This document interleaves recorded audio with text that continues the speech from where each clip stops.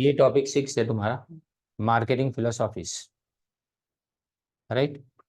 First unit में page number 16 पे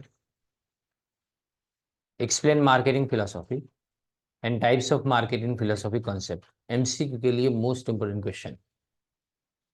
अब मार्केटिंग फिलोसॉफी, इसका मतलब ये मार्केट का आइडिया जिसके अंदर हम क्या चीज को कंसिडर करेंगे, production, sales and consumer satisfaction को अपने इसके अंदर कंसिडर करेंगे।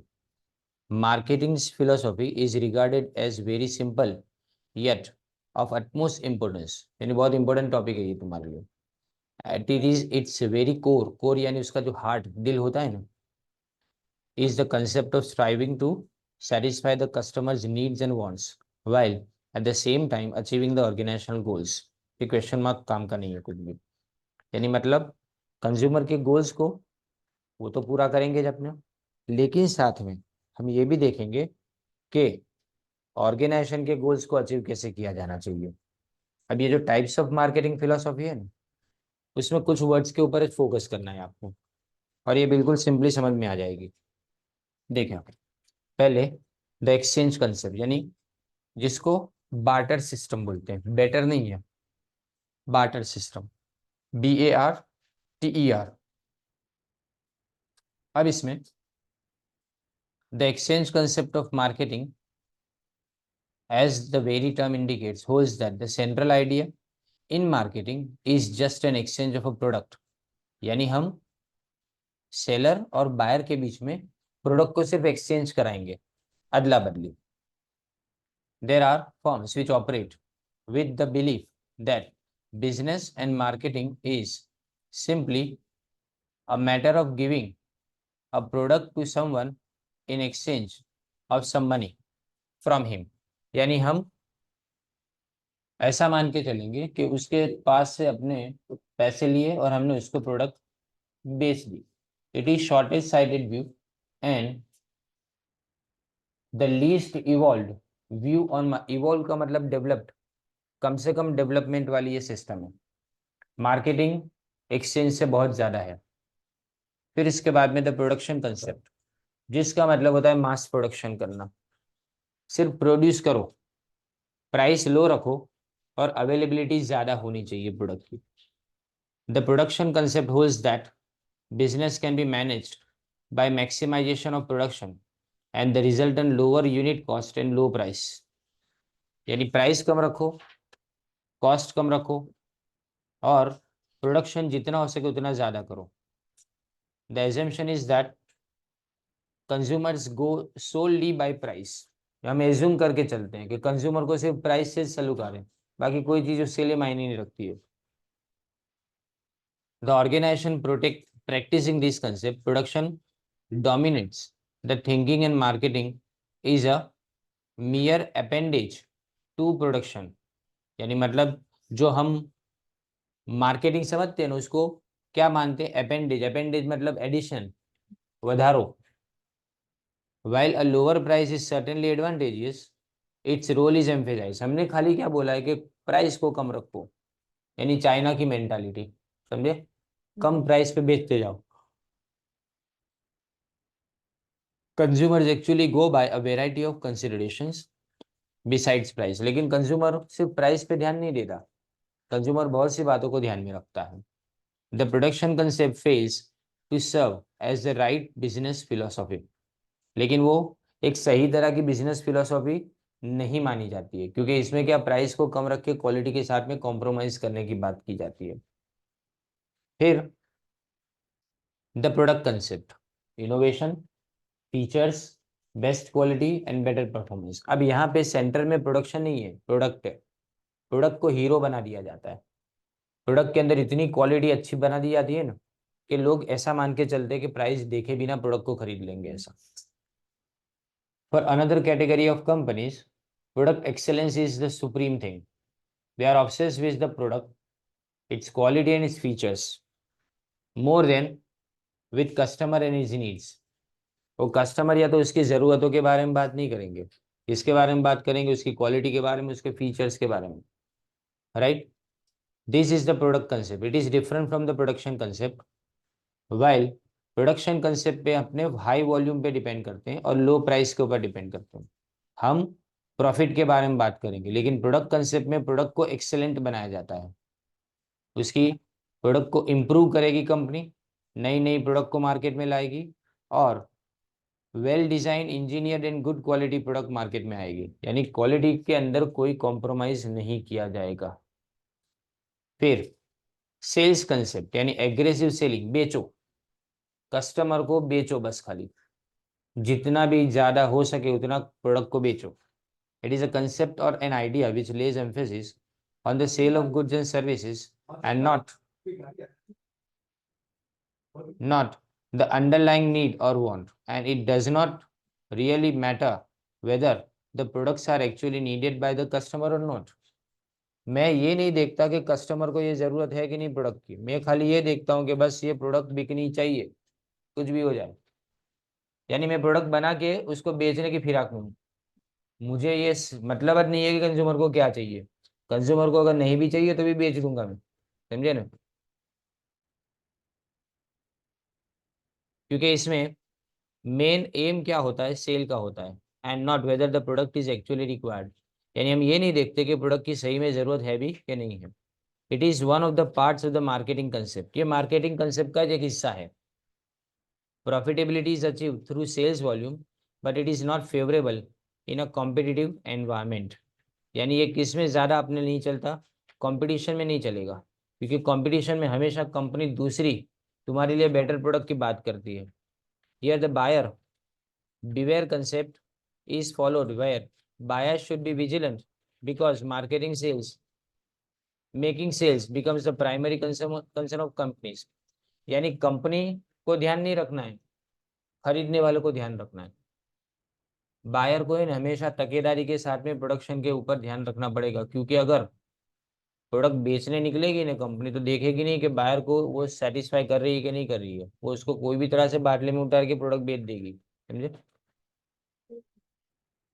सो हमारा primary concern as a company क्या है कि प्रोडक्ट को बेचना, और कस्टमर सेटिस्फेक्शन सेकेंडरी कंसर्न है। जैसे इंश्योरेंस पॉलिसी में ऐसा ही होता है, वो बेचना जानते हैं, लेकिन सामने वाले को रिक्वायरमेंट है कि नहीं वो अपने देखते नहीं है। नाउ मार्केटिंग मायोपिया यानी marketing concept. At this stage it would appropriate to have a look at the idea of marketing myopia. It is a term introduced by professor Theodore Levitt. He explained it as a crooked perception of market and short-sighted view of business. It is caused by excessive emphasis by the product, by the firm.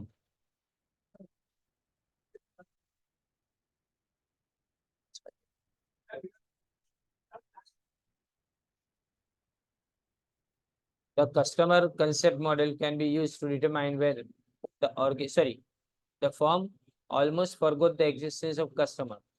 ये क्या करेंगे, सिर्फ बेचने की बात करेंगे product को। और ये शॉर्ट साइटेड कंसेप्ट है, इसको किसने बताया सबसे पहले, प्रोफेसर थियोडोर लेविट ने। उसने बताया ये क्रूक्ड, क्रूक्ड यानी मतलब चालाकी करके कस्टमर को बेचना है। फॉर्म हमेशा भूल जाती है कि कस्टमर भी है, and the fact that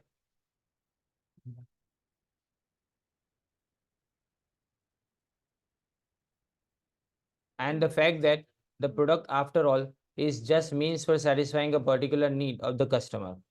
market myopia and product concept go hand in hand, ये दोनों साथ में। प्रोडक्ट कंसेप्ट पहले प्रोडक्ट बना देते हैं, फिर प्रोडक्ट बनाने के बाद उसको बेचना चालू करेंगे। फिर आता है customer concept. The customer concept is a model where which shows how the organisation can achieve growth by capturing and retaining its customer. यह कस्टमर पे फोकस किया जाता है, कस्टमर को ध्यान में रखा जाता है। कस्टमर कितना प्रोडक्ट को, उसकी रिक्वायरमेंट क्या है कस्टमर की, ये ध्यान रख के अपने प्रोडक्ट को बनाएंगे।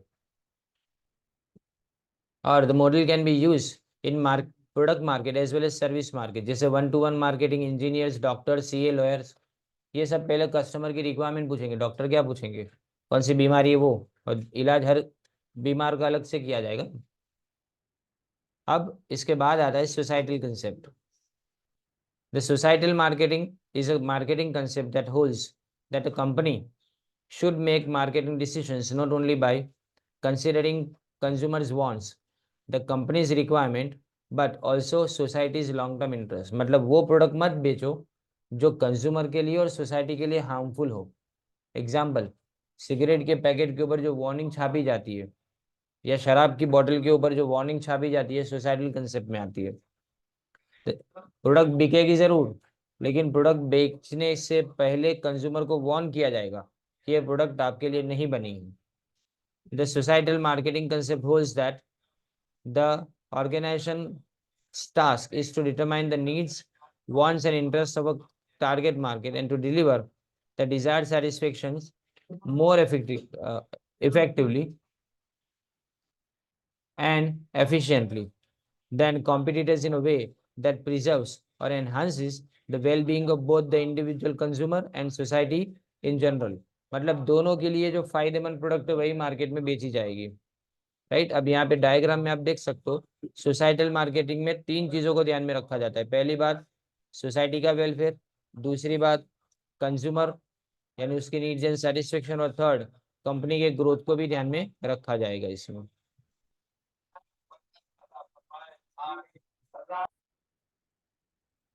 तो फर्स्ट जो इसके अंदर है, सेलिंग के अंदर क्या आता है? सेलिंग सेलर से स्टार्ट होता है and is pre occupied all the time with the needs of the seller and the seller's existing product। मतलब सेलर है हमेशा इसमें अपने आप को फोकस में रखता है, कंज्यूमर को नहीं। जबकि मार्केटिंग शुरू और खत्म दोनों किसके ऊपर होता है? कंज्यूमर के ऊपर। सेलर मार्केटिंग में बिजनेस का सेंटर है, लेकिन यह बायर है। एम्फेसिस यानी ध्यान किस पे दिया जाता है? Saleable surplus. जितना तुम्हारे पास सरप्लस अवेलेबल है ना, वो तुम कैसे इसको निकालो ना यहाँ से, उसके ऊपर ध्यान दिया जाता है। जबकि यहाँ पे कंज्यूमर की नीड्स को पहले पूछा जाएगा और उसको प्रोडक्ट में कन्वर्ट किया जाएगा। यहाँ पे कंसर्न सेलिंग कंसेप्ट में हम ट्रिक्स एंड टेक्निक देखते हैं कि कंज्यूमर को कैसे उनकी कैश से पार्ट यानी दूर किया जाए और हमारे पास वो कैश आ जाए, पैसे हमारे पास कैसे आ जाए, ऐसा देखा जाएगा। लेकिन यहाँ पे जरूरतों को पूरा करने की बात की जाती है मार्केटिंग कंसेप्ट में। Then views business as a good producing process, यानी उसके सेलर के लिए यहाँ पे सेलिंग कंसेप्ट में इतना कि हम ज्यादा से ज्यादा प्रोडक्शन करें, जबकि यहाँ पे कंज्यूमर को सेटिस्फाई करने का प्रोसेस हम देखते हैं। फिर then over emphasis the exchange aspect without caring for the value satisfaction inherent in the exchange. यानी हम क्या वैल्यू सेटिस्फेक्शन बात नहीं कर रहे, पैसे की वसूली की बात नहीं कर रहे, हम क्या बात कर रहे हैं? खाली बस एक चीज, बेचो, एक्सचेंज करो, खत्म हो जाना चाहिए वो प्रोडक्ट हमारे पास से। लेकिन यहाँ मार्केटिंग कंसेप्ट में हम वैल्यू सेटिस्फेक्शन की बात करेंगे, कंज्यूमर को सेटिस्फाई करने की बात करेंगे। 7 के अंदर सेलर की रिक्वायरमेंट और प्रेफरेंस डोमिनेट करता है, यानी बेचने वाले की रिक्वायरमेंट ज्यादा जरूरी है, खरीदने वाले की नहीं। जबकि इसके अंदर मार्केटिंग कंसेप्ट में खरीदने वाले की रिक्वायरमेंट ज्यादा जरूरी होती है। The firms make the product and then figures out how they sell it। यहाँ पे पहले प्रोडक्ट बना दी जाती है, उसके बाद में चेक किया जाता है कैसे बेचे। लेकिन the product is determined by the buyer, the product is the consequence of the marketing effort। The marketing effort leads to products that the customers actually want to buy in their own interest। यहाँ पे अपने consumer का interest ध्यान में रखेंगे और emphasis on staying with the existing technology and reducing cost. हम technology भी बदलेंगे नहीं, हमको जो ही चलाना है, जैसा चल रहा है ना सालों से वैसा ही चलाना है, उसको बदलना नहीं हमको। लेकिन जो प्रोडक्ट है ना, सेलिंग मार्केटिंग कंसेप्ट में प्रोडक्ट डिटरमाइन कंज्यूमर करता है कि मुझे कौन सी प्रोडक्ट चाहिए, और इस प्रोडक्ट को मार्केटिंग एफर्ट से बेचा जाता है और मार्केटिंग एफर्ट से प्रोडक्ट को पहले बनाया भी जाएगा। Emphasis on staying with the, अरे सॉरी नेक्स्ट, एम्फेसिस यहाँ पे इनोवेशन पे किया जाता है। इसी में 9 पॉइंट के अंदर एम्फेसिस इनोवेशन यानी नई प्रोडक्ट लाने में किया जाता है, because consumer always needs more and new product. Distribution functions are perceived as mere extension of the production function. Distribution साथ में समझा जाता है कि हम इसको ऐसा मानते हैं कि जो प्रोड्यूस किया उसको बेचेंगे कैसे, उसके बारे में डिस्ट्रीब्यूशन होता है। यहाँ पे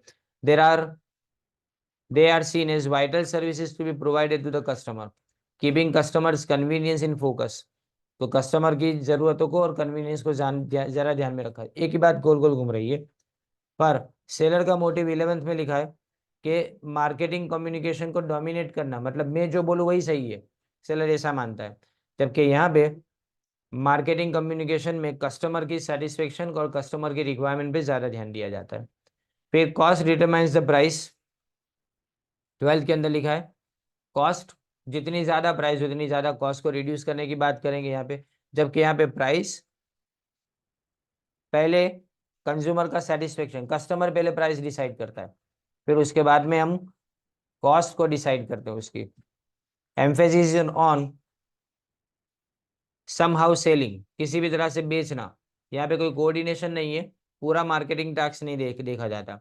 यहाँ पे 4 P's है, 4 P यानी product, price, place and promotion, marketing mix के 4 P आते हैं ना वो। एंड लास्ट में selling views the customer as the last link in the business, इसमें छेली लिंक कौन है? कस्टमर खुद, यानी छेला वही है। यहाँ कस्टमर शुरू से साथ में, यानी शुरुआत भी कस्टमर पे होती है, खत्म भी कस्टमर पे होता है, और बीच में जितने भी फंक्शन है ना वो सिर्फ कस्टमर को ध्यान में रख के किए जाते हैं, यानी पॉइंट ऑफ व्यू से कभी भी कस्टमर दूर नहीं जाता ऐसा। Okay,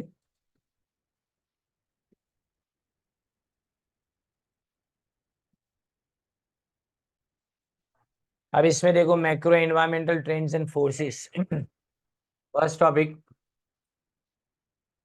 what are the macro environmental trends and forces, explain their effects. और तो है ही नहीं क्वेश्चन नीचे।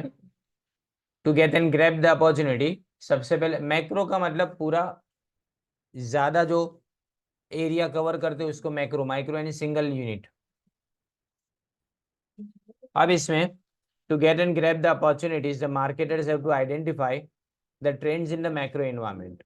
ट्रेंड का मतलब momentum and durability, sequence of event, एक के बाद एक स्टेप के पास one one by one steps होते हैं, और उसके बाद में मोमेंटम यानी स्पीड, और ड्यूरेबिलिटी यानी लॉन्ग लास्टिंग होना चाहिए। फेड ये आएगा, ये एग्जाम में आपको एमसीक्यूज के अंदर आएगा, ट्रेंड किसको बोलते हैं, फेड किसको बोलते हैं। Fad is opposite of trend, fad is highly unpredictable, ये कभी भी कुछ भी हो सकता है इसके अंदर। शॉर्ट टर्म होता है and which is no social economic and political significance.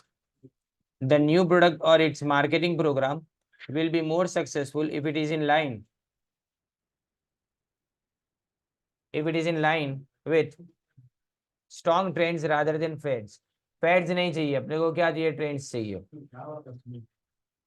Therefore the marketing managers have to develop the trend, underline करो, ट्रेंड स्पॉटिंग स्किल्स को अपने डेवलप करना जरूरी है इसमें। Now the companies that supplies marketing intermediaries, customers and competitors operate in the macro environment of forces and trends. They shape the opportunities and create the threats. जो कुछ companies है उसके सप्लायर्स, मार्केटिंग इंटरमीडिएट्स मतलब agent वगैरह जो भी है, customer and competitors, वो मैक्रो एनवायरनमेंट के अंदर दो चीज़ों के साथ में काम करते हैं, कुछ फोर्सेस और ट्रेंड्स के साथ में काम करते हैं, और यही तुमको दो चीज़ें प्रोवाइड करेंगे, कुछ चीज़ अपॉर्चुनिटी देगी और कुछ आपके लिए थ्रेट्स प्रोवाइड करेंगे।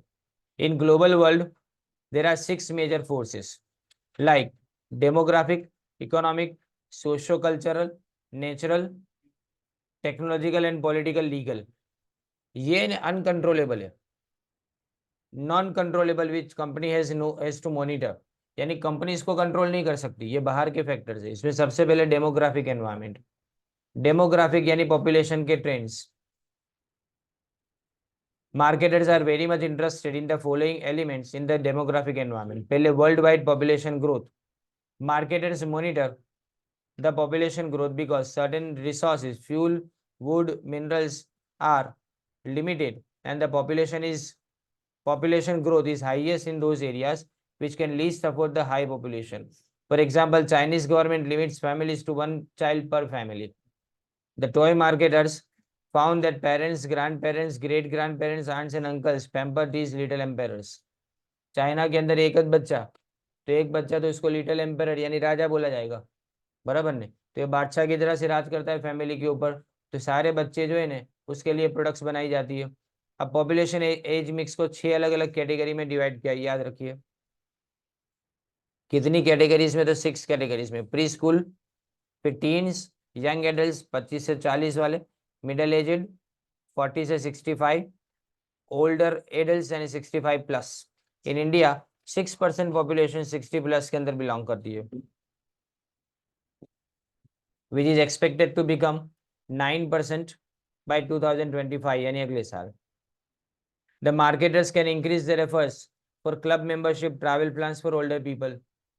तो मार्केटिंग करने वाले क्या, ये जो जितने भी धार्मिक स्थल हैं उसकी अलग अलग टूर्स वगैरह प्लान कर सकते हैं। फिर उसके बाद आता है ethnic mix. Ethnics within same country, the people belong to different areas, जैसे north Indians, south Indians, languages Gujarati, Maharashtrian and religious, Hindu and Muslim, ये एथनिक ग्रुप यानी कल्चर, सांस्कृतिक केवल। एजुकेशनल ग्रुप 5 तरह की कैटेगरीज है उसमें, एक तो इलिटरेट अनपढ़ लोग, दूसरा हाई स्कूल तक जाने वाले ड्रॉप आउट्स, पढ़ाई बीच में से छोड़ देने वाले, हाई स्कूल डिग्रीज वाले, कॉलेज डिग्रीज वाले, और लास्ट में प्रोफेशनल, सबसे ज्यादा पढ़े लिखे लोग। In Japan 99% population is literate, जबकि यूएस के अंदर 36% पॉपुलेशन कॉलेज एजुकेटेड है। कॉलेज जाने वाली पढ़े लिखे तो समझ है, पर जो बोले ने ज्यादा पढ़े लिखे कॉलेज एजुकेटेड वो 36% है। अब हाउस होल्ड का pattern, they include single living alone, अकेला इंसान रहता है, adult live together, single parent families यानी डिवोर्स हो गया हो या तो हस्बैंड या तो वाइफ किसी की डेथ हो जाए, childless married couples, and empty Nestor. Empty nesters का मतलब जिनके बच्चे बड़े हो गए और वो लोग चले गए अपनी दुनिया बसाने के लिए अलग से, ऐसा उसको एम्प्टी नेस्टर्स बोला जाता है।